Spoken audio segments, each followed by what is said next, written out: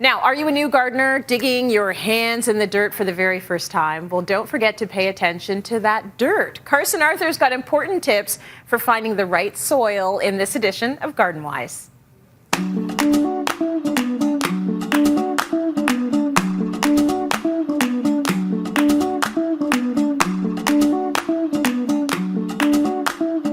You ready to get dirty with me? Not all soil is created equal, especially when it comes to growing plants, starting plants, or actually feeding plants. Now, there's a few terms you need to know. Topsoil is soil from the top of the ground. That's all it is. There's nothing fancy about it. Topsoil, though, tends to be more nutrient rich because it has more decomposed leaves and organic matter in it.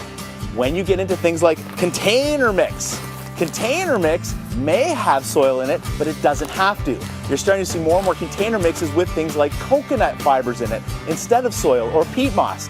It's really important when you're choosing your mix to read the instructions or what's in the ingredient list. For example, this bag of seed starter, if you read the ingredients list on it, doesn't actually have soil in it at all. It has black earth, a little bit, but more it's peat moss, perlite, coconut fibers. It makes it nice and light. So much like container mix, seed starting mix is a lighter soil substrate so that your seeds can push through it. Kind of looks like this stuff, nice and light and fluffy.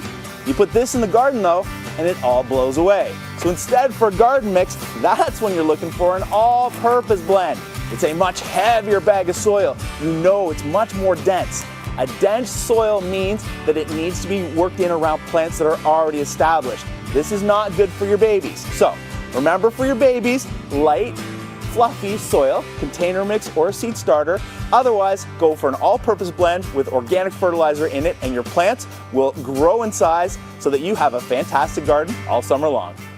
Great tips, Carson. Thank you.